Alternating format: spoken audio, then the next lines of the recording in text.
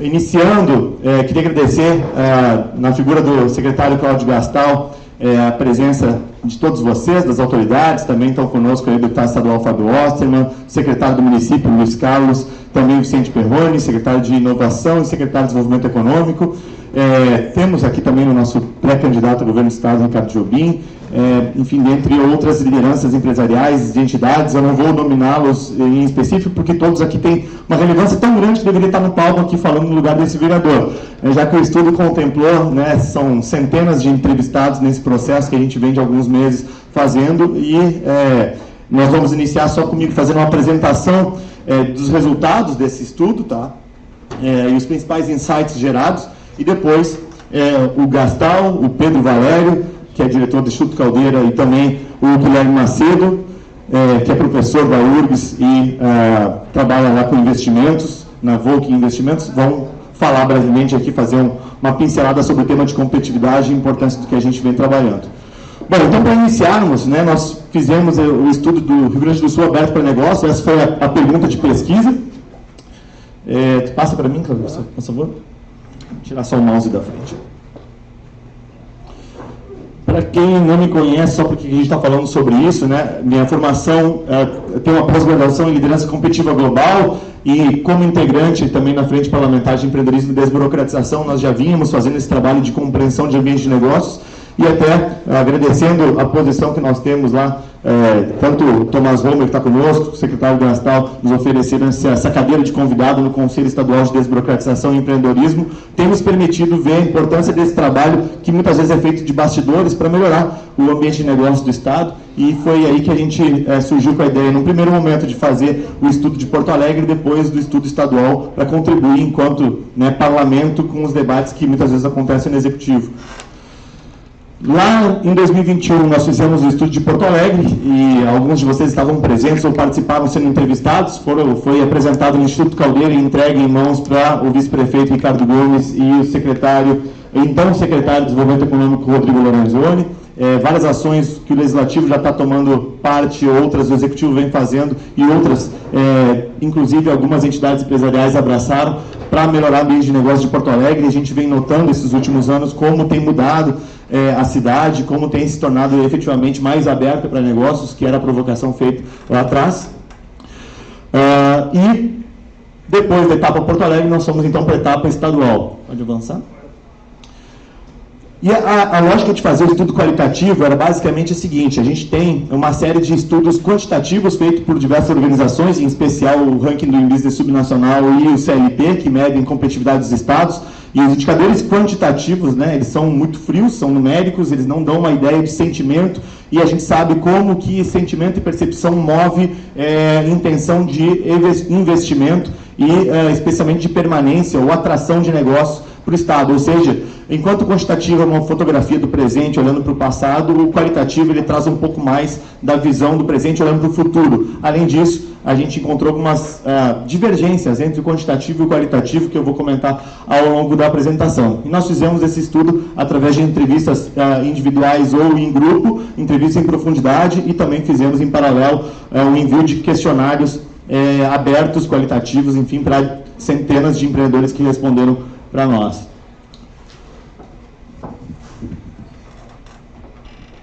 Bom, o que a gente busca saber, né? Especialmente a visão do empreendedor, da liderança de entidade empresarial ou do investidor sobre por que investir no Estado do Rio Grande do Sul, por que permanecer no Estado, por que não sair daqui e o que fazer para que a gente possa ter ainda mais investimentos aqui. Quais são os gargalos que nós temos para o nosso desenvolvimento.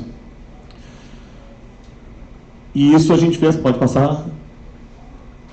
E isso, trazendo um pouco em números aqui, né? Nessa etapa nós tivemos 32 reuniões de entrevista em profundidade, muitas delas em grupo, 72 entrevistas via formulários. Além disso, nós tivemos 43 entrevistados do interior, 61 da capital, 7 deles representantes do agronegócio, 20 representantes da indústria, 71 representantes do comércio e serviços e 6 representantes de instituições de ensino e pesquisa.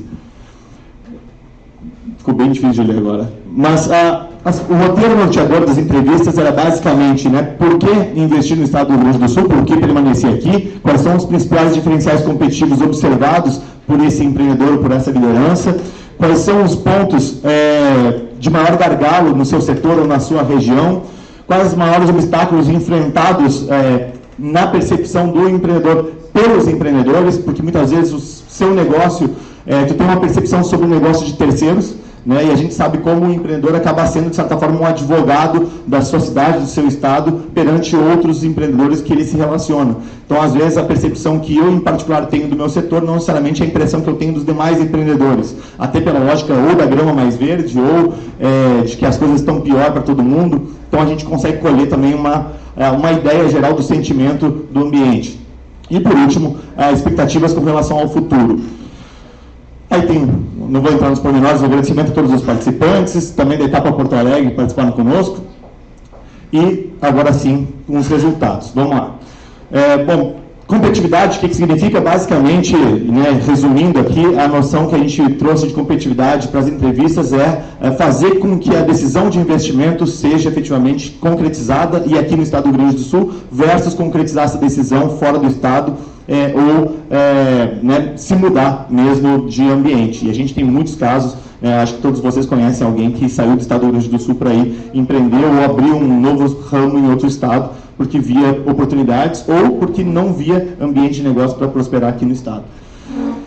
E quando a gente olha para os dados levantados, pode passar.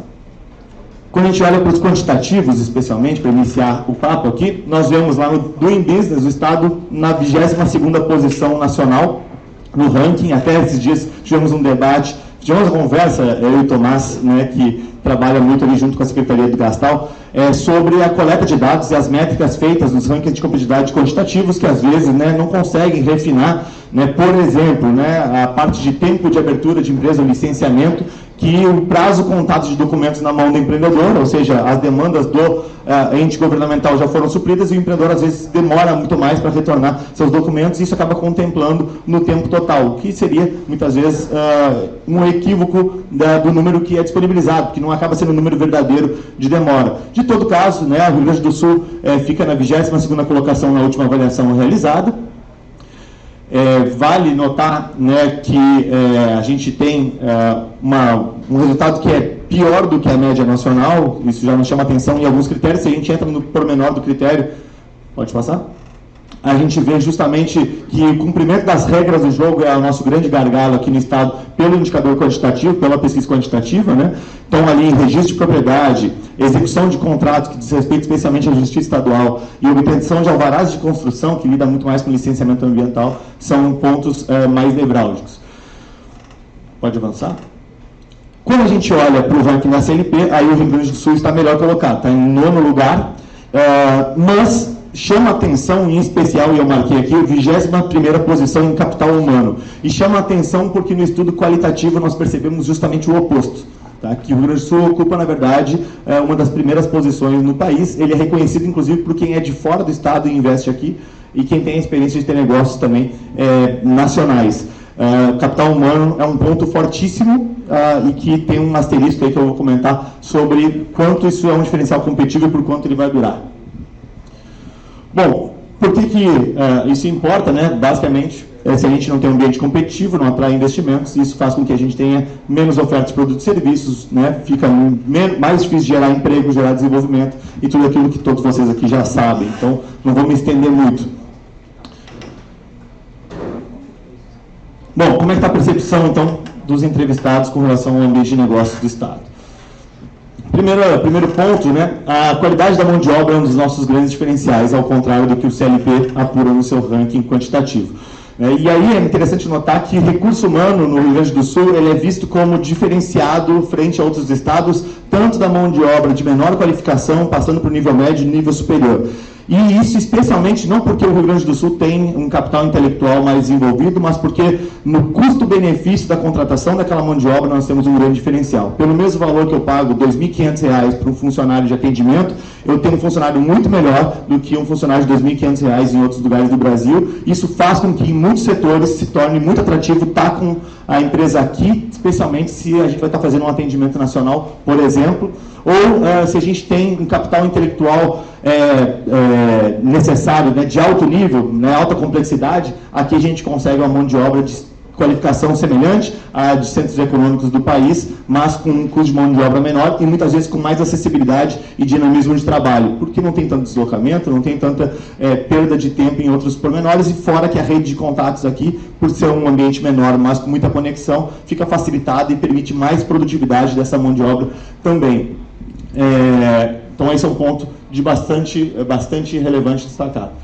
Seguindo, a mobilidade da mão de obra, ou seja, a mobilidade não no sentido de deslocamento no território geográfico aqui de mobilidade de transporte público, mas a retenção de mão de obra representa uma ameaça e uma oportunidade na visão dos entrevistados. A ameaça porque a gente vê como é difícil reter e a gente perde muito desse capital intelectual para fora do Estado ou mesmo para fora do país. E a oportunidade é porque a gente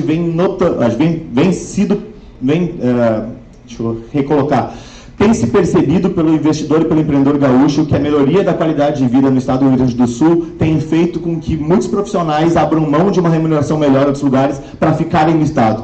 E agora, na nova economia, economia digital e com a possibilidade de trabalho remoto, existe uma grande oportunidade de a gente atrair empreendedores, investidores, profissionais que venham querer morar no Rio Grande do Sul, embora possam trabalhar mundialmente, possam trabalhar em outros lugares, porque aqui a gente tem uma qualidade de vida muito diferenciada e um custo relativo menor do que em outros grandes centros. Então, esses novos modelos de negócio, e eu sei que isso está na radar e foi tratado também no South Summit bastante, e a gente vem falando sobre isso, o secretário Luiz Carlos, né, o Bruno aí da AGS e outros, vem falando sobre a possibilidade de a gente atrair nômades digitais e outros, isso realmente é uma coisa interessante. Uma frase que nos marcou é o amor à terra, bastante citado, né? Quase todo mundo respondia, por que diabos tu está no Rio Grande do Sul e não foi-se embora dessa terra? E quase todo mundo responde, porque eu sou gaúcho e amo esse lugar. Só que a gente concluiu ao longo das entrevistas que essa já se tornou uma relação abusiva, né? Não é mais um negócio de amor. Depois de vários relatos, alguns deles enlouquecedores, de relação com o Ministério Público, Justiça de Trabalho, né, indústrias de mão de obra intensiva que não conseguem permanecer no Estado porque praticamente se dobra ou triplica o custo de mão de obra por conta dos processos e por aí vai, a gente viu que essa relação não estava tanto de amor, já estava meio de abuso, e a gente precisava mudar um pouco essa lógica. E a perda de qualidade da nossa educação, no médio prazo, vai esgotar esse diferencial competitivo. Esse é um cenário, talvez, do sinal vermelho, que eu sei que o governo do Estado já sabe e tem sido uma pauta recorrente também na Assembleia Legislativa e que precisa ser abraçada ainda mais por todos nós e pela sociedade. Nós temos esse diferencial competitivo capital humano e ele deve perdurar por mais cerca de 10 a 15 anos e vai se encerrar. O ciclo de mão de obra ativa que hoje está fazendo esse diferencial, ele não vai ser reposto com a mesma qualidade, não no volume que nós precisamos e, portanto, se nós não tivermos condições de atrair mão de obra qualificada de outros lugares ou de melhorar drasticamente a qualidade da nossa educação, nós perderemos esse diferencial competitivo, que é a nossa grande força, mas que não vai durar por muito tempo, e aí sim, né, nós teremos que ser muito mais bonitos e ter muito mais paixão para ficar aqui do que a gente está tendo hoje. O nosso bairrismo traz uma relação ambígua para os negócios, ambígua pelo seguinte sentido, né? Por um lado, o gaúcho, uma vez que confia e topa fazer negócio, ele tende a construir uma relação de longo prazo com aquele parceiro comercial. Por outro lado, a barreira cultural de entrada é muito grande, a gente ouviu relatos de entrevistados, inclusive, que alegaram que, eu vim morar no estado do Rio Grande do Sul e não sou convidado nem para churrasco, porque o pessoal se reúne entre seus amigos de colégio e não convida quem é de fora. E eu já invisto aqui no estado há 15 anos e eu não tenho um grupo de amigos.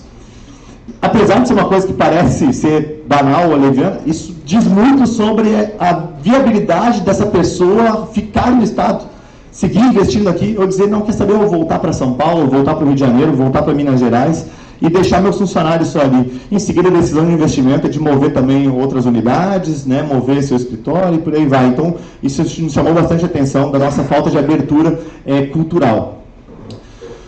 Para muitos empreendedores, seguir no Estado é mais uma questão de apego ao local, e aí falei um pouco sobre isso, e aqui a gente tratou também sobre a questão tributária. Hoje, com renovação da majoração das alíquotas do ICMS, a gente voltou a ter um ambiente mais propício para a permanência dos negócios, que estava bastante ameaçado. E nossa geografia nos impõe um desafio logístico importante, e aí foram muitos os relatos da nossa dependência rodoviária e precaríssima estrutura rodoviária, especialmente de produção de agrícola, né? Então, toda a nossa região de produção, ela escoa sua produção por estradas precárias, muitas vezes de pista simples, que impõem um custo logístico adicional, tempos e prazos que se perdem, e mesmo a fluidez disso, né, por não ter hidrovia, por apenas ter basicamente um porto, não ter ferrovia, nos impõe um diferencial negativo nesse caso, frente a outros centros produtores. Claro que quando a gente compete com o Centro-Oeste, né, que precisa se deslocar 2.000, 3.000 quilômetros de território até Paranaguá, por exemplo, até outros portos, ou para ir para o norte, aí a gente consegue ainda ter um respiro, mas não vai demorar muito para a gente ter uma dificuldade, inclusive com esses centros que estão investindo em malha rodoviária para conseguir ter e ferroviária também, bem me lembra aqui o Luiz Carlos, para ter um custo de logístico menor, né? Isso se reflete especialmente no setor agropecuário, né, que eu já vinha falando do logístico, e que é o carro-chefe da economia gaúcha. Ficou muito claro ao longo de todas essas entrevistas, né, que a gente que está no centro urbano, que estamos na capital, às vezes a gente não olha para o agronegócio gaúcho com tanto carinho como a gente deveria.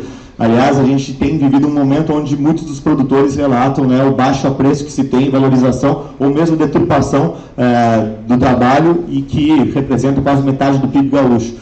Ali é o nosso grande filão, é onde provavelmente vai estar boa parte da prosperidade do Estado nos próximos 30, 40 anos, e por isso que é tão importante a gente resolver esses gargalos, né? As cidades, os centros urbanos, eles são um reflexo da vida no campo e da atividade industrial. Aqui a gente gira receita, né, em serviços, né, em varejo, mas inicialmente é na indústria e no campo que são produzidos, né, os alimentos, é produzida a riqueza que depois faz a nossa economia girar.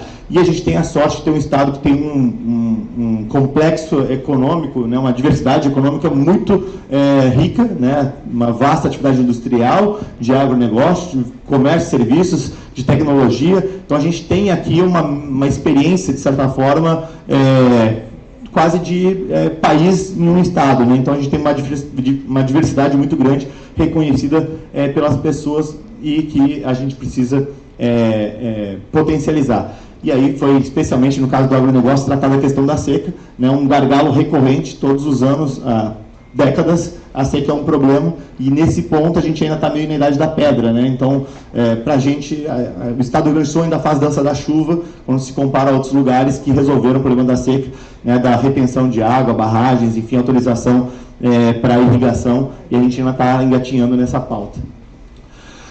Uma coisa interessante é que nós somos críticos ferrenhos de nós próprios, mas o Brasil gostaria de estar aqui. Isso é muito interessante, né? E eu botei aqui, a gente botou uma das aspas que a gente ouviu nas entrevistas, que foi muito marcante, de gente que tem negócio fora e que é de fora, que olhou para cá e disse assim: pô, aqui vocês têm uma diversidade cultural enorme, gastronômica, de empregos, de desenvolvimento econômico, é seguro. Isso aqui é uma mini Europa, mas vocês não se dão conta disso, né? Vocês meio que ficam brigando entre vocês e não avisam o resto do Brasil que vocês têm tudo isso.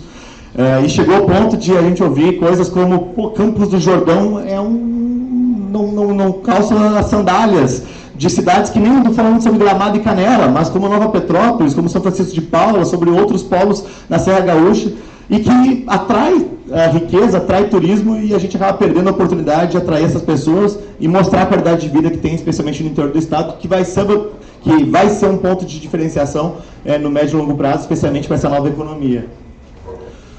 No turismo, a gente tem ilhas de excelência, com potencial de inspirar outras regiões, e aí, obviamente, todo mundo pensa em Gramado e Canela, mas ouvimos relatos do tipo: existe um Grand Canyon com floresta e quase ninguém sabe. Né? Existem regiões no Pampa Gaúcho que têm um potencial de desenvolvimento econômico, né, agrícola, pouco explorado, turismo, né, ambiental, né, turismo e tudo mais, e que a gente explora muito pouco, e às vezes as pessoas vão, né, para Chapada, vão para Lençóis, vão para outros lugares, e a gente não tem nenhum atrativo, não bota um cavalo para a pessoa andar no Pampa direito, né, tem dificuldade de encontrar esse tipo de alternativa.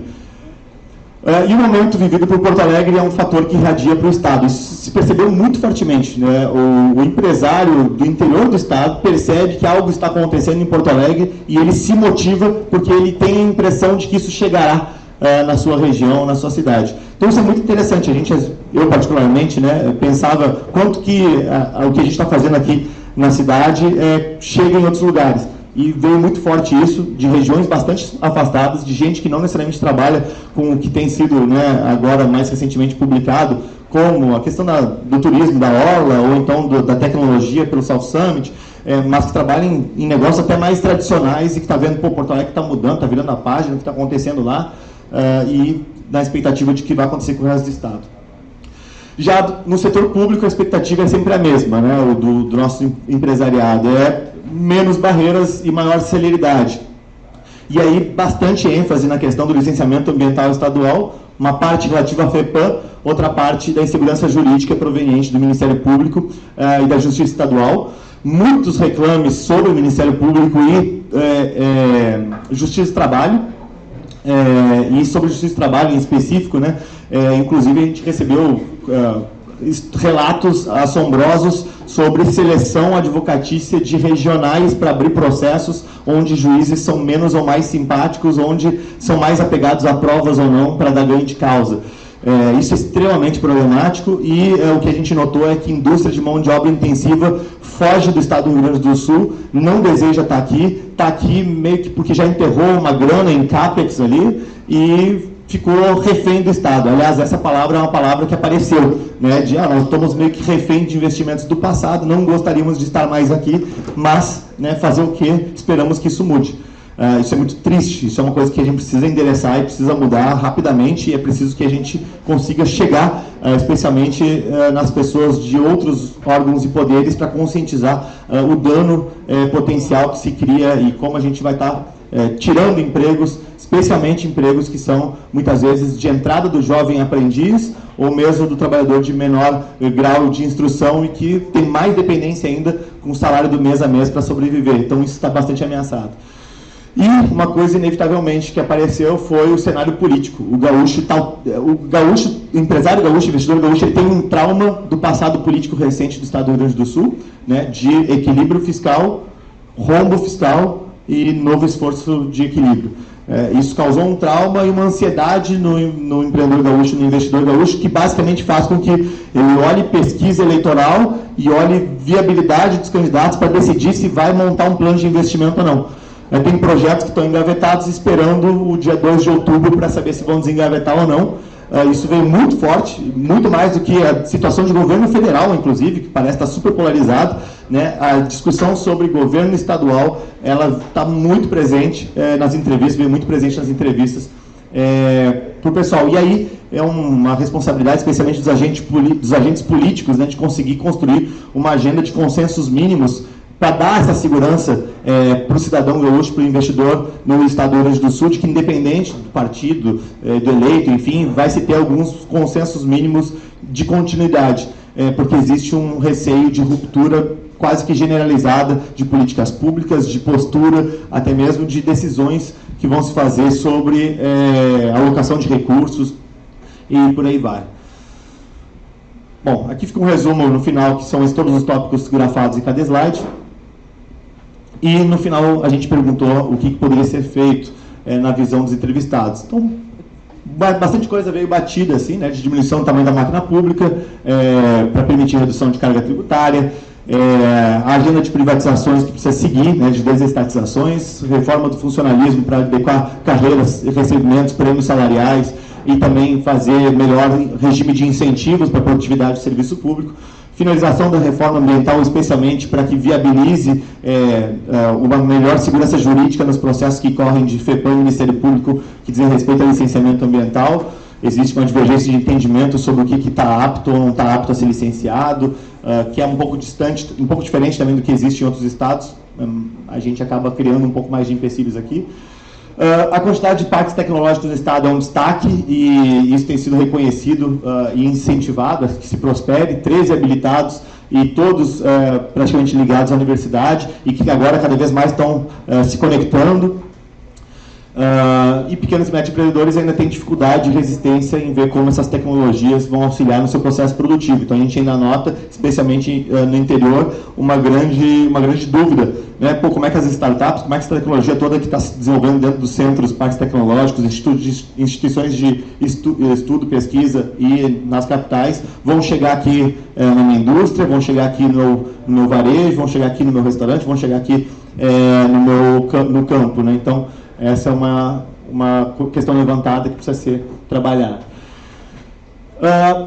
Também foi citado a servitização do agronegócio como modelo estratégico para melhorar a produtividade do campo, o trabalho de revisão legislativa que precisa seguir, independente também, aqui é uma questão de consenso mínimo que precisa ter na Assembleia Legislativa e no Governo do Estado, independente de eleitos, né, para a simplificação de burocracia e aceleração do programa de investimentos em infraestrutura e logística. Então, aqui, muito importante essa aceleração e, dada a situação financeira do Estado, né, inevitavelmente, a gente precisa das parcerias público-privadas para conseguir acelerar esse processo. Opa! Deixa eu só ver qual é a tela. Ficou fora?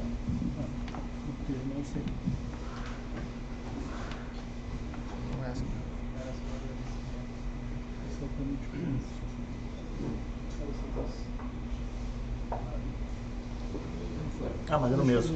Era o mesmo.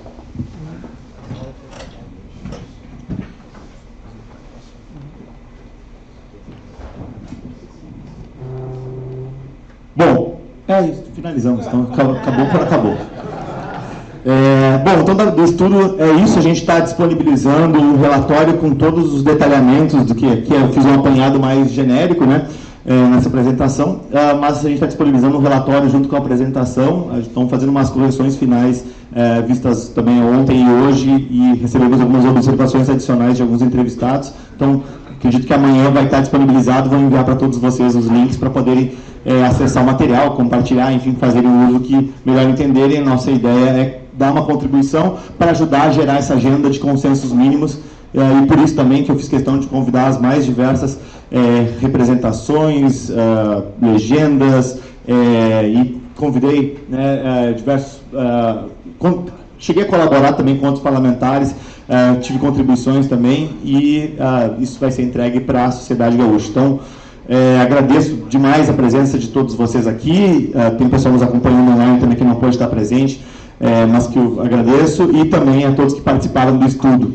Espero que seja útil, e agora convido aí o Pedro, o secretário Gastal e o Guilherme para comporem com a gente aqui o painelzinho e fazerem seus comentários aí, cerca de 10 minutos cada um, vamos fechar em uns 40 minutos, e ficamos abertos aí, se tiverem alguma dúvida sobre o estudo antes de iniciar o painel, estou à disposição para responder. No mais, os contatos sempre abertos. Muito obrigado.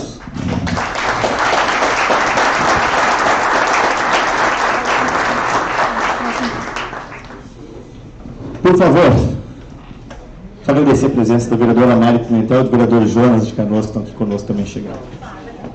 Pode ser. Não, tem lugar marcado não. Bom, então, começar pelo nosso secretário Cláudio Gastal. Gastal, um prazer te receber.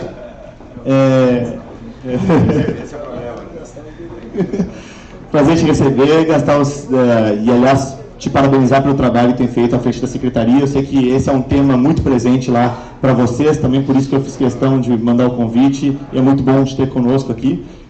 Espero que o estudo ajude aí a consolidar algumas reflexões que vocês têm feito, e também abrir portas para que a gente possa contribuir de outras formas também. Deixar a palavra para ti, para que possa fazer suas considerações. Bom, primeiro, Camusato, obrigado pelo convite, e aí o Fábio Osterman, colega de Renova e outras coisas, né? Então, vários conhecidos, Perrone, Luiz Carlos, todos aí, então sintam-se cumprimentados. Bom, eu primeiro acho que a gente poderia, se a gente pegar cada uma das questões ali, a gente poderia falar 40 minutos de cada uma. Então, acho que era importante, eu gostaria de trazer um pouco de um overview, do Estado, mas também de um ponto de vista de alguém que está no setor público, mas que não é do setor público de maneira tradicional, ou seja, um pouquinho para alinhar todos aí na minha na minha experiência anterior. Eu tive durante 17 anos à frente do Movimento Brasil Competitivo e ajudando estados e prefeituras, governo federal e outros órgãos na gestão pública, junto com o Dr. Jorge Gerdau. E então eu digo assim, para minha fala aqui vem não somente da experiência no estado, mas na experiência também de quem passou por 22 estados, né? Mais de 50 prefeituras, governo federal e uns 10, 15 ministérios, ou seja, trabalhando no processo. E eu digo isso porque, de alguma maneira, os problemas eles se repetem em cada lugar, né? Os problemas se repetem em cada lugar e, na verdade, os problemas eles não são de simples solução, mas também não são tão complexos, tem uma questão muito de vontade.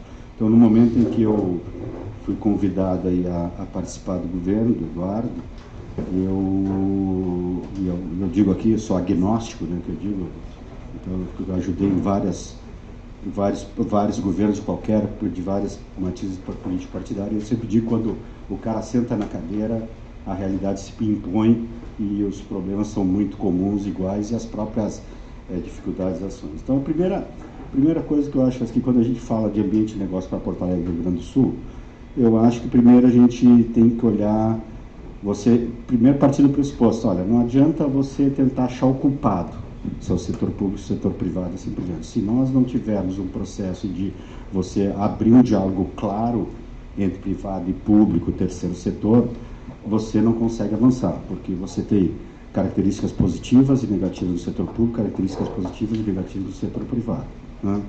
E você tem que entender. Então, a primeira coisa, e não negando o meu passado do movimento, é você tem que criar seja quem for no governo do estado, ou no prefeitura, ou no governo federal, você tem que criar uma arena de diálogo clara, franca, transparente entre público, privado e terceiro setor, porque você tem que entender que são bichos diferentes. Setor público, setor privado são bichos diferentes. Por mais que a gente queira muitas vezes simplificar que o setor privado faça, e digo de quem vive o setor privado e os grandes empresários do Movimento Brasil Competitivo, são bichos diferentes. Não adianta vir com a explicação simplória ou simplista de no setor privado funciona assim, então é melhor. Mas o setor privado não tem uma regulação, um marco legal, um marco jurídico como nós temos.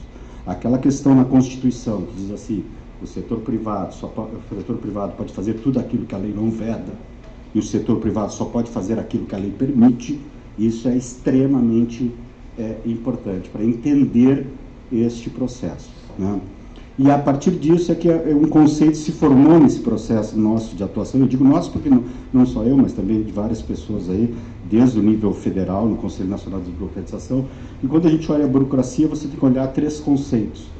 E a gente normalmente vê esse problema, o problema de abrir empresa, o problema de tirar uma carteira de identidade e assim por diante. Então você tem a burocracia para o empresário, a burocracia para o cidadão, mas o que grande gera essas 2 burocracias que são efeito é uma outra chamada burocracia dos meios, que é para dentro da estrutura pública, que faz muitas vezes o congelamento da caneta.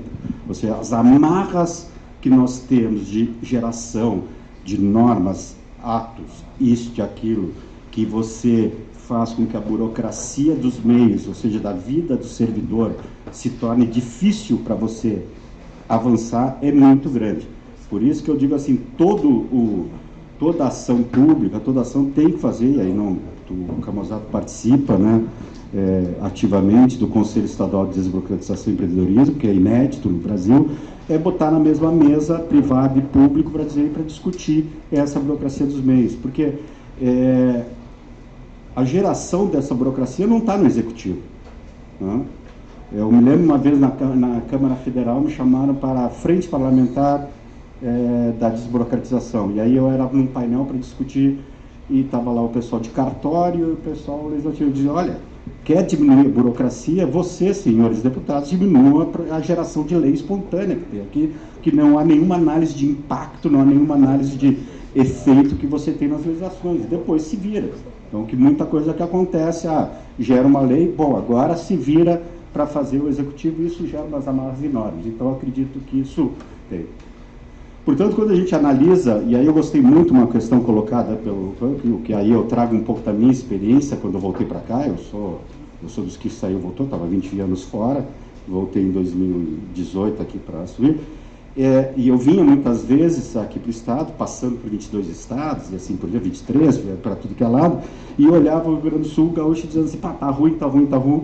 E eu digo o seguinte, olha, se eu pegar o IDGE, que é um outro índice, o Índice de Desenvolvimento de Gestão dos Estados, o Rio Grande do Sul está lá entre os top 6 em qualquer coisa. Né? Não quero dizer que isso é para acomodar, mas a gente tem que também ter noção da consciência de parar aí. Né? Eu me lembro na crise do Sartori, eu estava ajudando o governo Sartori como Movimento Brasil Competitivo, aquela crise, confusão, e eu dizia, gente, insegurança é em Rondônia, em Porto Velho, não é aqui no Rio Grande do Sul, ok? Tem que trabalhar, tem que melhorar, mas a gente tem que ter um pouco também dessa coisa de olhar para o espelho e dizer, olha, né, a gente não é tão ruim assim, não quer dizer que não tem que melhorar, eu acho que é muito importante a gente não colocar. E aí, para a gente, nesse muito eu vi, várias coisas ali me fazem todos sentido, são coisas fundamentais que a gente tem que levar. Mas para mim eu digo o seguinte, ó, a gente tem que ser convicto e com constância daquilo que você pregava antes. Eu sempre eu sempre disse o seguinte, o Estado, para se tornar um país, o Estado globalmente competitivo, você tem 3 níveis de competitividade. Eu posso pegar vários conceitos de competitividade. O primeiro estudo do índice subnacional foi feito por nós em 2006, com 14 prefeituras. Eu participei de 5 relatórios do World Economic Forum para a questão de competitividade. Então, eu digo assim, tu tem enormes maneiras de medir competitividade. Mas acho que, conceitualmente, aí para nós pensarmos em termos de proposição para os próximos candidatos, os próximos líderes, a competitividade de um Estado, ela se dá, ou de um país, se dá em 3 níveis. Eu sempre digo, a competitividade empresarial, ou seja, a empresa, e eu sou da tribo dos quali chatos, né? Eu comecei a minha vida com gestão da qualidade, né? Sou da tribo dos quali chatos lá, né? De gestão. Então, você tem que ter um nível empresarial, fortalecer cada vez mais da porteira para dentro da empresa, com processo, com gestão, com isso. Mas você tem outros 2 níveis que são fundamentais e depende desse diálogo público-privado. Um nível é a competitividade estrutural, que você tem que cooperar na sua cadeia produtiva, e aí eu vejo muitas vezes que o Rio Grande do Sul tem uma grande dificuldade de cooperação. Vou dar um exemplo aqui, não é segredo. Se eu trabalhei no Mato Grosso durante 8 anos, ajudando lá o Blairo Maggi, depois o Pedro Táxi. E eu tenho um problema de estradas. A Associação dos Produtores de Soja se unia, juntava, e resolvia a lacuna do Estado naquele ponto. Aqui eu estou discutindo como fazer o IRGA, Instituto Rio Grande do Arroz, funcionar, porque o pessoal do arroz não consegue se unir para ter uma questão da cadeia do arroz. Então, para você ver a diferença, então a discussão, e aí olha para o Estado e diz, o Estado faz para mim, gente, vocês, então tem um nível de cooperação, no nível estrutural no Rio Grande do Sul, por mais que a gente diga que a nossa imigração, isso, aquilo, nós temos uma grande dificuldade de capital social no estado do Rio Grande do Sul, de cooperação, diálogo franco, aberto, que o Bernardo Toro dizia, ou seja, de capital social, de cooperar, de trabalhar em conjunto, então nós temos cada vez mais fazer essa palavra de cooperar nesse nível estrutural, e aí eu acho que o Estado tem um papel fundamental. O SED que a gente fez, Conselho Estadual de Democracia, é bater todo mundo na mesa, pelo menos dialoga, né? Pelo menos conversa. Eu digo sempre, o pessoal já sabe essa piada aqui, né? Eu trabalhei 10 anos no hospital psiquiátrico, então acho que eu aprendi pelo menos um pouco de psicoterapia, psicanálise, porque lá dentro você tem que conversar, que é o processo de construção. E tu tem o terceiro nível da competitividade, que é a competitividade sistêmica, que aí sim tu tem que se posicionar, ou seja, se posicionar frente às mudanças. Eu vejo como nós temos, eu coordenei o gabinete de crise do Estado na pandemia, né? E aí, em determinado momento, pela relação do MBC, chamei 3 consultorias para conversar comigo, McKinsey, Boston e a Accenture.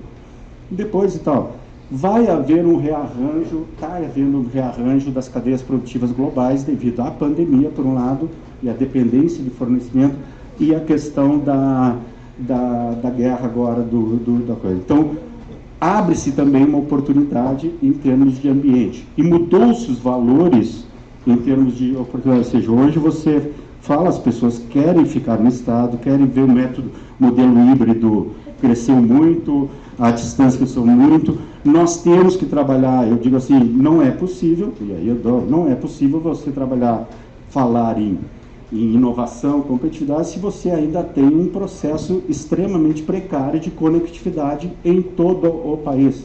Né? No Rio Grande do Sul também, nós temos hoje 1.300.000 pessoas que não têm conectividade no Rio Grande do Sul. Um estado como o Rio Grande do Sul, que é agro, como é que você não consegue ter lá no interior de Uruguaiana que a colheitadeira não se comunica via 3G? E é o problema do estado? Gente, eu posso achar quem é o culpado, qualquer coisa, não quero discutir quem é o culpado. Eu quero discutir o propósito. Nós temos que ter, quando se fala em logística, hoje a minha maior preocupação em logística, nós estamos fazendo investimentos em infraestrutura e tal, concessões e tal, mas hoje é conectividade. Se nós temos o agro tem que estar conectado. Agro conectado é conectividade, é 5G em toda a cidade. Aí você olha para a Anatel diz, não, 99% dos municípios do estado do Rio Grande do Sul estão conectados. Claro que estão, você mede pelo distrito sede, aí pega Bagé, que é um país, né? E não tem. Então, essas questões você tem que avançar. Mas eu acho que o fundamental nesse processo é essa questão da cooperação, do diálogo. Eu acho que o Rio Grande do Sul virou algumas páginas, aqui eu não vim fazer propaganda política, não é meu feitio, virou alguma página, mas nós agora temos uma discussão para ser feita nesse próximo ciclo, e nós vamos precisar mais 2, 3 ciclos, não se resolveu ainda. O Rio Grande do Sul não virou a página totalmente em termos da coisa, porque nós precisamos aí mais 2, 3, eu digo assim, 12 anos ainda para fazer o investimento. Nós temos que traçar, o que o Estado efetivamente pretende avançar. A Agrotech, legal. Eu digo, meu sonho com o Salto Summit, ontem a gente anunciou 5 anos mais o Salto Summit aqui, eu digo, eu quero transformar o Rio Grande do Sul na meca do GovTech, de dados abertos e assim por diante. Na meca, pensou em GovTech no Rio Grande do Sul, né? Porque aí você tem que estar preparado, o Estado, o município todo, para esse tipo de coisa. Então, eu clamo aqui, assim, para todos, né, que são empresários, ou MBC, eu sempre disse isso daqui na coalizão, que era daqui um grupo de empresários que acabou me atirando para dentro do governo, né, os culpados, né? E eu digo o seguinte, a grande questão é a seguinte, o setor privado tem que saber que tem que se aproximar do setor público e entender a lógica. Se você perguntar para os conselheiros do SED, que vieram do setor privado, o que mais valeu a pena nesses 3 anos é que eles agora entendem que não é assim a explicação faz, não faz porque não quer, não faz porque não gosta, não, peraí, entendem que as lógicas são diferentes e você tem que enfrentar, porque não é, a gente derrubou 21 mil decretos a gente acabou no coisa, né? Legal, mas tem mais 20, 30 para fazer, gente, não acabar, a gente agora diminuiu o Tudo Fácil Empresas, voltar atualizado, que abre em até, quantos minutos? Em 10 minutos uma empresa, mais de 70% dos quinais. Mas tem muito mais, não tem fim, não para, não tem fim. Então, essas questões, nós precisamos desse diálogo fluido e sem dogma, sem mito e sem ideologia. Eu digo que é os 3 cavaleiros do Apocalipse, mito, dogma e ideologia, né? Uma coisa que gera uma paralisia de inteligência para avançar. Obrigado.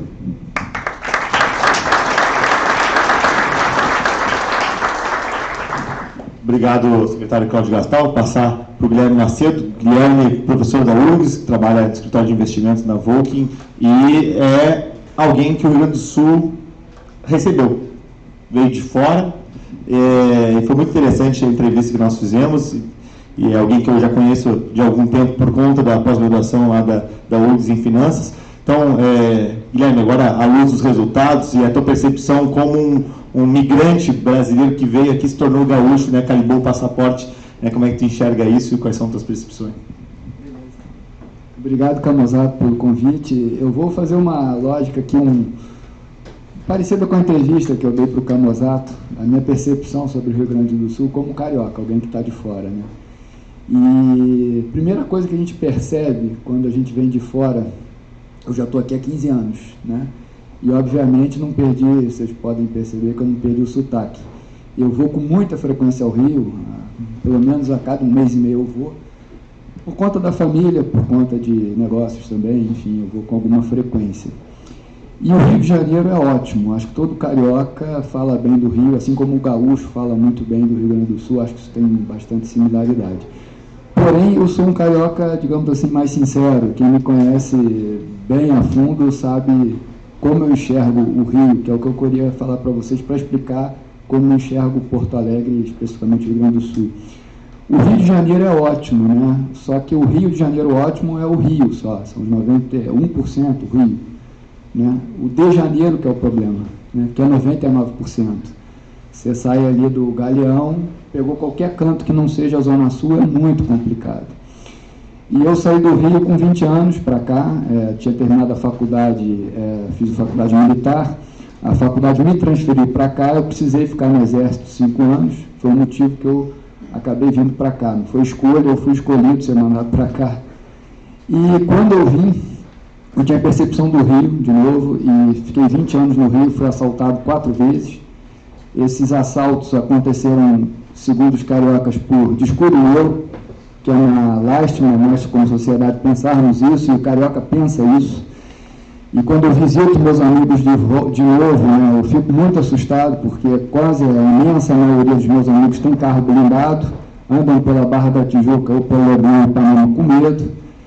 E eu vivi fases do Rio bastante diferentes. Assim. Então, eu saí do Rio em 2005, até 2005 o Rio estava bem complicado. Depois, quando começou a candidatura para a Olimpíada, o Rio deu aquela...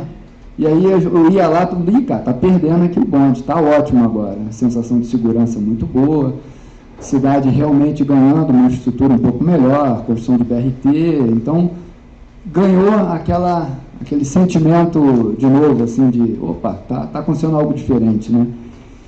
E, infelizmente, agora piorou de vez, porque a gente vai no Parque Olímpico, está largado, não dá para se fazer nada no Parque Olímpico, praticamente nada. Se você fizer, você está dando mole, está pedindo para ser assaltado.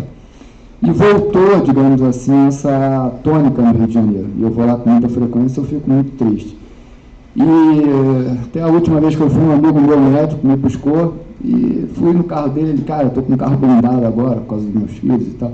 Então isso causa uma tristeza, né? Então, assim, o problema é o de Janeiro, que são 99%, você não poder entrar em algumas vias, se você entrar uma mão errada no Brasil, você corre o risco. Então, isso no Rio é muito ruim. E a maioria dos cariocas, eu acho que já se acostumaram e há 40 anos assim segue a vida. E aí, por isso que eu comento de Porto Alegre. Quando eu cheguei em Porto Alegre em 2006, a primeira coisa que eu fui é saber qual bairro eu morava, né? E aí eu visitei 7 bairros. Os 7 eram todos muito parecidos, eu me senti seguro nos 7. Era tudo mais ou menos nesse raio, até Menino Deus também, que não é tão aqui no raio, mas para Carioca é perto, mas é longe daqui, né? Mas é um bairro bom. Então você começa a olhar a cidade e fala, opa, coisa diferente, né? E minha mãe era mineira, eu ia muito a Juiz de Fora, me lembrou, de certa forma, assim, uma Juiz de Fora, um pouco distante. Aí você começa a morar efetivamente, trabalhar, você vê que as coisas funcionam muito melhor que o Rio, comparando quem carioca, morei e estudei no Rio, né? Eu morava na URGA, minha faculdade, estudava no centro, no BNDES. Esse trajeto levava horas, às vezes, 1 hora, 1 hora e meia, um trajeto curto. E aí, em Porto Alegre, você vê que as coisas começam a funcionar. Você faz seguro do carro, o seguro do carro é infinitamente mais barato, tem a ver aqui com o custo da cidade. Você vai almoçar, por buffet livre. Aí foi a minha perdição. Depois eu voltei. Eu engordei muito, mas voltei a ficar magro. Mas, a comida é barata, serviços são baratos, assinatura de TV, tudo mais barato. Isso me cativou no primeiro momento, né? E depois você começa essa questão de pessoas, que foi dito aqui, né? Percepção de pessoas. Meu pai é cearense, minha mãe é mineira, eu morei no Rio, e a minha família é bastante heterogênea, assim, em termos de brasilidade. Tem gente de tudo quanto é canto. E o gaúcho, realmente, ele é mais duro, mas depois que ele amacia, o Camozato comentou isso aqui, né? Você marca alguma coisa ali com o filho, te entrega a chave da casa, né? O carioca, você encosta com ele ali no shopping, vai falar com você, melhor amigo do mundo, aí ele vai falar no dia seguinte, vai lá em casa, mas não te dá o endereço, não te dá o horário. Então, é diferente, né? Isso você não tem aqui, né? Depois você tem, você consegue firmar laços, né? Então, eu tenho um carinho enorme pelo Rio Grande do Sul, e a minha base de comparação é essa que eu estou falando para vocês, que é ruim. E eu espero que um dia o carioca mesmo tenha noção de quão ruim está a cidade. Governadores presos, acho que os 4 últimos, isso não é normal, não pode ser normal, né? O problema, obviamente, não é político só, é a sociedade como um todo. E aqui não tem. E aí isso não tem, de novo, né, essas questões de, acho que um pouco tradição, um pouco não deixar acontecer, educação na base é muito boa, então os serviços aqui são bons, porque vai desde do atendente até a ponta final, são bem educados, né, então a gente percebe esse conceito de ir na Europa, isso a gente percebe claramente, né, quando está de fora, então acho que o gaúcho tem que ter orgulho disso mesmo. E no ensino superior, aí, falando especificamente da minha área, né, do que eu vejo, aí eu vejo uma desvantagem que eu falei para o Camozzato, que é a questão mesmo de cultura, né? Então, a gente pega a área de finanças, o grosso está Rio-São Paulo, e durante a graduação, os alunos já querem, de certa forma, trabalhar em banco, em asset, fazer alguma experiência internacional, e você tem muito aluno. Aqui você tem pouca gente, por ser uma sociedade aqui mais envelhecida, né? Pega o aspecto demográfico, o Rio Grande do Sul é mini Europa nesse aspecto também. Então, a mão de obra qualificada no topo, eu vejo como um pouco em desvantagem, muito por conta de ter pouca gente. Pouca gente, você gera pouca massa crítica você não cresce. Então, eu coordeno, só para título de exemplo, eu coordeno todo ano na URGS uma competição internacional que é o CFA. Eu monto uma equipe para fazer valuation, que é análise de empresa, é o que a competição se propõe. Todo ano a equipe que eu monto, pode ser incompetência minha também, mas todo ano eu monto a equipe, são 5, termina com 3 no final e não entrega um relatório. O IME coloca 3 equipes, a USP coloca 4, e assim vai. A gente não tem número para montar uma equipe, porque a maioria foge de matemática, não quer finanças, faz curso de administração, quer ir para uma área que não tem matemática, já escutei isso. Então, Rio-São Paulo, você vê menos esse problema. E eu acho que é porque tem muita gente, aí não é eu acho que não é um pensamento estratégico 30 anos atrás, eu acho que é uma questão de densidade mesmo demográfica. Acho que esse é o grande porém, digamos assim. Agora, a minha percepção de Porto Alegre bate, e aí eu fecho o meu raciocínio com o que o Camozzato colocou aqui. Muitos colegas que vêm me visitar adoram a cidade, não vêm como turista, eu até coloco todos os pontos da cidade, porque a visão de turista é uma, de quem mora é outra, mas o grande ponto é que a cidade está revigorando, isso é perceptível. Quem me visita com frequência percebe, e eu também estou animado. Você vê o que está acontecendo no centro, você vê o que está acontecendo no Instituto Caldeira, vários núcleos, a cidade como um todo. Eu ando de bicicleta com bastante frequência e você vê crescendo ciclovia, pego aqui o T7, pego bem aqui para ir para a URGS, e a frequência está aumentando de pessoas no ônibus, e enfim, desce ali um pouquinho perto, antes da EA, num largo, fizeram ali uma construção na praça, uma coisa muito bonita, todas as praças estão ganhando novas iluminações, então isso anima, é algo que o Rio viveu há 5 anos atrás, há 6 anos atrás, e se perdeu, eu espero que a cidade não perca isso, né? Porque isso dá um sentimento de pertencimento, de alegria, de querer trabalhar e querer estar na cidade, né? Então, assim, o meu relato é muito menos dados e mais emotivo aqui, né? É a percepção de quem está de fora. E, por fim, agradeço muito a recepção sempre que eu tenho. Eu adoro o gaúcho. Eu não tenho a visão essa, né? O Camozzato passou, mas eu concordo em parte. Eu acho que o gaúcho é bastante confiável, sério, né? Principalmente. Isso que eu acho que me chama mais a atenção no gaúcho, a seriedade, né? da palavra. E acolhedor, dentro da sua característica, né? Que é essa, depois de um tempo de confiar, ele é acolhedor, né? E, por fim, só para terminar, visão também de quem está de fora, o Rio de Janeiro, para mim, é belíssimo, uma cidade linda, né? É difícil encontrar uma cidade tão parecida em termos de montanha, praia, tudo junto.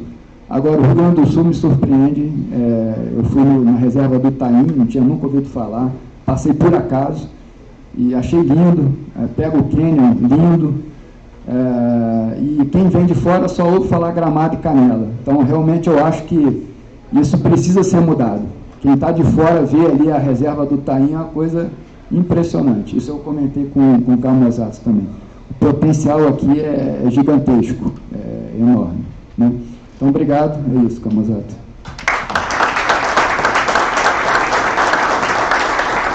Obrigado, Guilherme. O relato do Guilherme ele acaba compreendendo um pouco de vários dos relatos de quem tem experiência de fora também, então é interessante ouvir. E falando sobre cooperação, um traço aí, puxando o que o Gastal falou, da nossa necessidade de cooperação e do envolvimento do setor privado, foram várias as entrevistas onde as pessoas falaram isso que o Guilherme falou, as coisas estão acontecendo, né? Está mudando.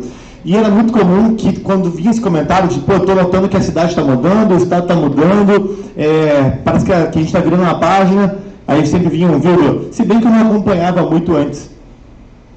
Depois da quinta ou sexta vez que tu ouve isso, Pedro, aí tu começa a pensar, será que não tem a ver? E aí começamos a fazer a confirmação de hipótese, né? E de fato, né?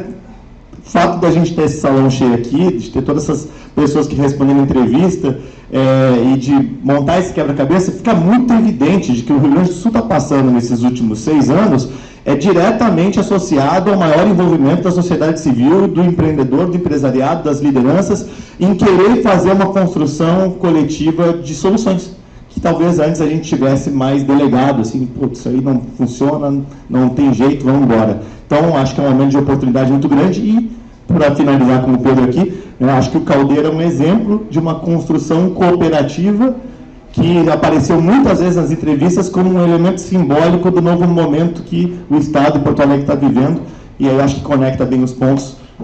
Pedro, tuas percepções. Obrigado. Bom, gente, boa tarde, já é boa tarde, obrigado pelo convite, foi um prazer enorme. De forma objetiva, o tema é amplo, né? Então tentar trazer algumas percepções, assim.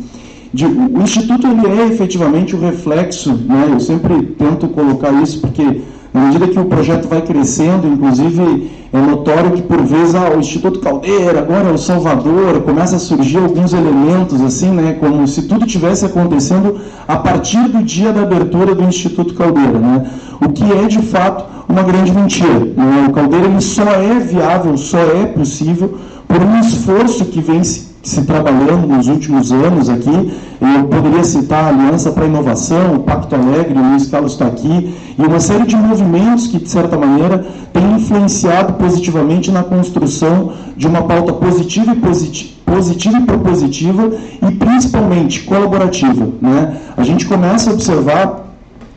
Eu tive a oportunidade, há muito tempo trabalho também com o terceiro setor, tive a oportunidade de trabalhar na Câmara Americana de Comércio, então a bandeira por um melhor ambiente de negócios, quando tu mandar assim, é algo que eu carrego há muito tempo, né? O Dado está aqui, acompanha lá também o Instituto, a Enxan há muito tempo. A gente observa nitidamente que é um movimento muito especial, que a gente não pode ter um voo de galinha, né? Eu acho que essa é a grande visão e talvez a grande angústia, uma boa angústia de quem está envolvido expressivamente dentro da construção de um ecossistema de inovação é que a gente não pode perder esse time, né? A gente vinha falando recentemente. Eu tive agora a oportunidade de vir, eu tive no Vale do Silício, e é muito interessante, tem alguns insights que a gente pode trazer, não só numa perspectiva tecnológica, que eu acho que é o mais escrachado normalmente, mas se a gente observar o censo demográfico da região do Vale no último ano, é um saldo negativo de 35 mil pessoas. Aí, dentro de várias reuniões e conversas que nós tivemos lá, a gente teve uma palestra, uma aula com um professor paquistanês emérito de Berkeley, chamado Naim Zafar. Esse professor é uma grande lenda dentro da perspectiva de inovação, e ele trouxe 5 grandes tendências que, na visão dos professores de Berkeley, de certa maneira, vão direcionar aí nossa sociedade para os próximos anos. E aí, para não entrar aqui no 1 a 1, né, passou inteligência artificial, Web3, mas a quinta tendência chamou muito a atenção, que é o que ele chama de deurbanization, né? Então, a pandemia, efetivamente, se é que tem um lado positivo da pandemia, foi mexer o tabuleiro completamente numa ressignificação de o que eu quero fazer enquanto modelo de trabalho, estilo de vida e algumas outras perspectivas, né? E aí, dentro dessa ideia, o que ele comenta, que eu acho que é um insight muito relevante, é que, por vezes, a gente tem essa utopia do modelo híbrido, do home office, de trabalhar no computador em frente ao mar, né, em frente à praia, ou em frente à floresta, o mato, ou algo do gênero, né? O que a gente observa é que estados do porte do Rio Grande do Sul, com as características do Rio Grande do Sul, talvez tenham aí uma oportunidade estratégica de abocanhar, literalmente, um espaço muito interessante no sentido de atração de talentos, naturalmente, e de retenção de talentos, que é uma discussão que a gente escuta e debate aqui no Estado há muitos e muitos anos, né? Dentro dessa ideia, eu acho que o Instituto, o Caldeira, ele surge como um movimento, principalmente trazendo para a pauta e para a mesa um perfil que estava distante, que era justamente a iniciativa privada. As lideranças empresariais aqui do Estado se mobilizando cada vez mais e um diálogo que vem se construindo, tanto numa esfera municipal quanto estadual, de uma troca permanente. Afinal, qual é o melhor caminho? Qual é a estrutura que a gente quer e qual é o lugar que a gente quer viver nos próximos anos? O que preocupa muito, né, na visão do Instituto é a questão da qualidade do capital humano, né? Os recentes dados que a gente teve a oportunidade de ter acesso da Secretaria de Educação do Estado são alarmantes, né? A gente, quando observa, e a gente vê isso no ensino superior, o distanciamento dos talentos de uma disciplina como matemática, numa sociedade baseada em tecnologia, é assustador o que isso pode representar para os próximos anos. Sem considerar, obviamente, toda a questão demográfica, que a gente é um estado mais velho, de uma maneira geral. Então, quando a gente observa que só 1% dos matriculados no ensino médio tem conhecimento adequado em matemática, só 6% tem conhecimento adequado em português, isso é alarmante. E eu acho que esse tipo de mesa que está sendo provocado, eu acho que tem um professor americano chamado Brad Feld, ele é fundador do Techstars, que é uma das grandes aceleradoras globais, e ele estudou, no caso de Boulder, no Colorado, como se cria ecossistemas de inovação. Esses eventos ele coloca como um dos elementos mais importantes. É a quantidade enorme de atividades, a AGS faz isso, né? A própria prefeitura tem agitado isso, são momentos de encontro e troca, onde a gente discute efetivamente quais são as pautas e temas para a gente pavimentar o que a gente quer ver enquanto Estado para os próximos anos. A gente está agora aproveitar aqui para fazer o merchandising, né? A gente está lançando o Campus Caldeira, que é um movimento que se soma a várias outras iniciativas. Teve um apoio gigantesco aqui da Secretaria de Educação, da Secretaria de Justiça. Eu coloco das secretarias porque o Gastal ele vai jogando e espalhando lá as oportunidades de conexões, né? Mas a gente observa o seguinte: o campus tem como objetivo ajudar a fomentar e aproximar a molecada que está hoje se formando no ensino médio para participar e conhecer as oportunidades que existem nas áreas de tecnologia. Por quê? Porque se não tiver talentos, não tem como construir o ecossistema de inovação que a gente almeja. Ponto. Não existe espaço para isso sem talentos. E isso hoje impacta muito, né? O Bruno está aqui para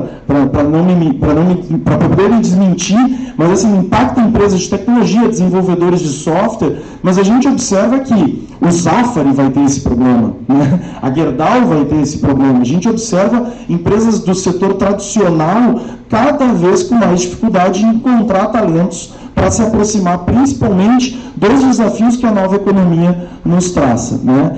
E um outro ponto que eu acho que é fundamental, que o Camusato trouxe aqui, é a percepção da importância do conhecimento da matriz econômica nossa, a relevância que tem o agro, né? E como que a gente aproxima, obviamente, novas tecnologias, como é que a gente influencia positivamente a ideia do 5G para que o nosso agro seja muito mais competitivo, mas como que a gente pavimenta caminhos concretos aí na perspectiva de como é que a gente olha os novos setores.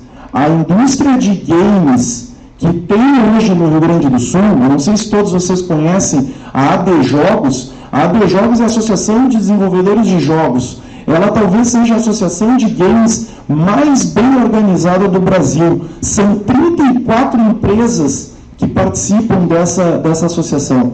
A Aquiles foi recentemente comprada pela Epic Games, que é um dos maiores players mundiais na área de indústria de jogos de uma maneira geral. Qual é o desafio deles? Formação de gamers designers. Falta molecada. O que a gente imagina, né? Se a gente não tiver conhecimento e uma transparência muito clara do real quadro que a gente está enfrentando enquanto formação de novos talentos, vai ficar muito difícil sustentar essa construção de um ecossistema de inovação. É óbvio, tem a continuidade relacionada às eleições, tem a continuidade em N aspectos, mas vai ficando cada vez mais, e eu acho que esse é o grande mérito que efetivamente alguns atores do ecossistema têm se esforçado nos últimos anos, de construir elos que conectam CPFs, né, e não apenas CNPJs ou instituições. Então, a gente vê uma mobilidade cada vez maior e uma compreensão, né, Luiz Carlos, que a gente sempre fala que o discurso é o mesmo. Se a gente entra, e eu acho que todo mundo aqui está acostumado a ouvir o discurso que Santa Catarina é o Vale do Silício brasileiro, né? E quando a gente vai para lá, o que mais chama atenção efetivamente é que o discurso é o mesmo. Quando a gente fala com os diferentes atores, está todo mundo falando a mesma língua, está todo mundo integrando a mesma mesa, né? Então eu acho que a gente tem uma oportunidade singular que se pôs a partir da própria construção do que aconteceu nos últimos 2, 3 anos, mas o único chamado, aproveitando aqui a oportunidade, é um horizonte claro com relação à educação. A gente teve a oportunidade de visitar, e fizemos questão de visitar, as 4 escolas estaduais que ficam no entorno do Instituto Caldeira. Na lógica clássica americana, né, tipo, primeiro vamos resolver o bairro, depois vamos pensar como salvar a América Latina, né? Então, vamos tentar trabalhar especificamente dentro da região. Se vocês tiverem a oportunidade, quiserem, e eu convido, inclusive, pelo Instituto para a gente fazer essas visitas, a Escola Godoy, que é uma escola que tem ali no entorno, está com 350 alunos. Ela chegou a ter 1.500 alunos. A informação que os diretores nos passam, e isso a gente foi com a SEDUC lá, falta ânima, falta tesão por parte da molecada. A molecada está perdendo a capacidade de sonhar. Então, o maior desafio que eu acho que a gente tem que construir aqui é, dentre os atores do ecossistema, eu acho que está todo mundo convencido. Pô, a gente tem tem a faca e o queijo para fazer o negócio acontecer. Agora, se a gente não conseguir expandir isso efetivamente, construindo políticas públicas, trazendo o empresariado para a pauta, né, provocando a responsabilidade e o protagonismo que essas lideranças empresariais precisam, vai ficar realmente difícil da gente sustentar essa construção e pavimentação de um ecossistema pujante, dinâmico e competitivo, né? Eu, particularmente, sou um apaixonado pelo Estado, né? Adoro morar aqui em Porto Alegre, e o que a gente observa no Instituto Caldeira e outros movimentos que surgiram, como o Pacto Alegre e outras iniciativas que estão surgindo no Estado, e eu acho que esse é o ponto, né? A gente observa um volume gigantesco de iniciativas acontecendo em Santa Maria, semana que vem estou indo para Uruguaiana, Caxias, a gente tem Encantado, Lajeado, cara, tem toneladas de iniciativas acontecendo lá.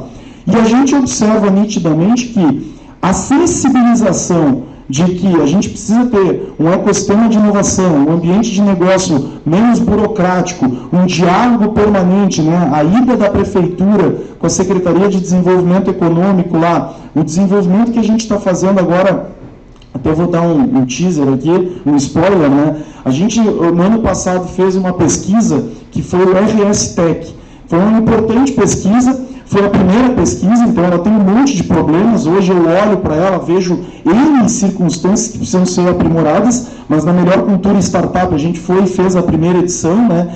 Esse ano a gente vai fazer junto com o Departamento de Economia e Estatística do Governo do Estado, né? Trabalhando justamente com a Secretaria da Fazenda para ter os dados oficiais. e ter cada vez mais, dentro de uma percepção que eu acho que o Gastão é muito feliz de como é que a gente organiza esses lakes de dados, né, para quem é do ambiente de tecnologia, esses lagos de dados, literalmente, que estão disponíveis hoje, como que a gente traz isso para, principalmente, ter clareza dos problemas que a gente precisa atuar nos próximos anos, né? Eu acho que a gente tem tudo na mão. Eu adoro Santa Catarina, me dou bem com a turma da ACAT lá, mas, cara, é muito pequeno. A gente tem aqui um potencial gigantesco. A força e a representatividade que o agro tem hoje e que pode ter nos próximos anos, conforme toda essa transformação das cadeias de suprimento globais, nos dá uma oportunidade singular. Então, eu acho que a gente tem que, sim, aproveitar esse momento, ter mais iniciativas como essa, Camusato, no sentido de trazer a pauta para a discussão e, principalmente, criar uma cultura de colaboração permanente, né? Esses dias eu dei uma palestra para um grupo de professores e aí eles perguntaram qual é a principal coisa que tu viu lá no Vale do Silício, né? Aqueles poderes de síntese em um tweet, o que dá para falar? Tudo, né? Eu digo, cara, é a cultura dos caras. Então o cara chega para investir num empreendedor, ele fala, pô, tu já quebrou 3 startups, então é contigo que eu vou investir. Ah, tu é a primeira, então vou com um cheque menor. Olha a loucura, cara, a diferença. Aqui o cara quebrou 3 empresas, o cara se muda para o Acre. Você, o cara não tem mais cara para chegar no empresariado, né? Então eu acho que a visão que a gente tem que ter é de aproveitar esse momento, esse que a gente chama lá no Caldeira, o Zeitgeist, que está nos ajudando, e, obviamente, contar enormemente com as lideranças políticas para não tirar o trem do trilho, né? Porque é aquela clássica, dá para entrar lá e bagunçar muito, e retroceder muito mais, a gente sabe disso, né? A gente já viu isso inúmeras vezes. Então, de uma maneira geral, o tema é apaixonante, então eu poderia ficar aqui horas e horas falando, mas eu queria agradecer de novo o convite e me colocar à disposição aí, o Caldeira também, para a gente transformar o Estado num lugar foda. No bom português, é um lugar incrível para se trabalhar, para se empreender e tudo mais. Valeu. Isso aí, já vou cumprir com o nosso horário regulamentar, agradecer Gastão, Guilherme, Pedro, a todos vocês pela presença, espero que tenham gostado. A gente fica à disposição para tirar quaisquer dúvidas que surjam, tá os contatos junto do material. E agradecer em especial a minha equipe que me ajudou nesse trabalho. Obviamente, eu brinco, né, que o político, né, Gastão, está acostumado agora a lidar. A gente é o comercial, eu digo, eu sou o comercial, eu sou a cara do produto só, né? Quem faz acontecer é o bastidor, né? Então, toda a equipe que fez isso acontecer, o Cláudio, a Tatina lá, tá o Thiago aqui, o Felipe, a Grazi, enfim, o pessoal que faz acontecer e que permitiu que isso aqui fosse viabilizado. No mais, obrigado pela presença de todos e convido para o almoço aqui no Food Hall para a gente contemplar essa parceria público-privada aqui, né, com um bom almoço. Muito obrigado.